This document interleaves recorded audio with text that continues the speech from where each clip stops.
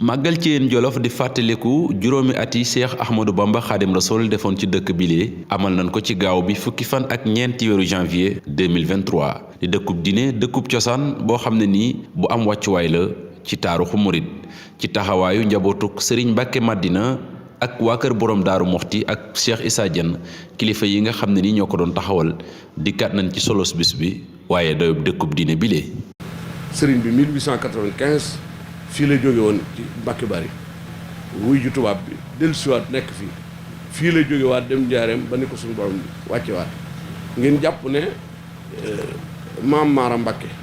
mi tax ñu dëkk Jolof bu Bawol Jolof gii la jóge woon jaale ji mbokkum daaraam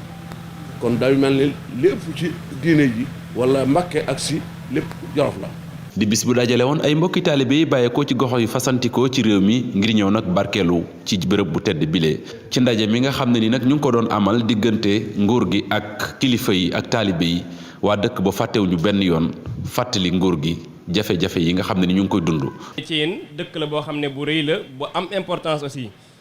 lu mat 17 villages wër ko yoo xam ne ay village pël lañ ñoom ñëpp Thiéyène di seen jubluwaay te amuñu fu ñu fajoo loolu doyoon waar lool. ñu mujj def suñu cotisation suñu takkalaatu ba mën a am case de santé. waaye nag du tee ñi soññewaat ngir ñu gën ñoo jàppalewaat gën a dëgëralaat seen taxawaay ba loolee mën a doon poste de santé ndax moo fi gën a yell la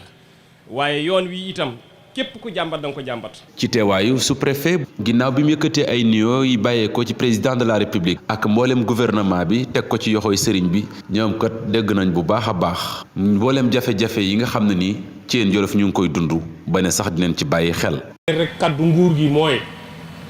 état mu ngi def ci yéen xel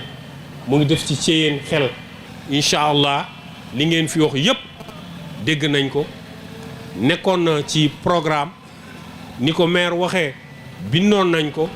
dinañ ko topp. bisub màggal gi ci atum 2023 tombé woon ak fukki fan ak ñeent ci weeru janvier dafa nag taje ak bis bi nga xam ne nii ci la Cheikhul Khadim bàyyi ko woon Thiéyène Jolof dem Njaareem booba ak léegi toll ci téeméeri at ak fukk ak benn di dëkk boo xam ne ni mën nañ koo boole ci ndonol yoonu murit mu nekk ci yoxooy njabootuk Serigne Mbacke Madina gannaaw yenn ci jafe-jafe yi nga xam ne nii ñu ngi koy jànkonteel lu ci mel ni yoon courant akum ndox dëkk ba nag ma ngay màgg ci anam bu jéggi dayoo.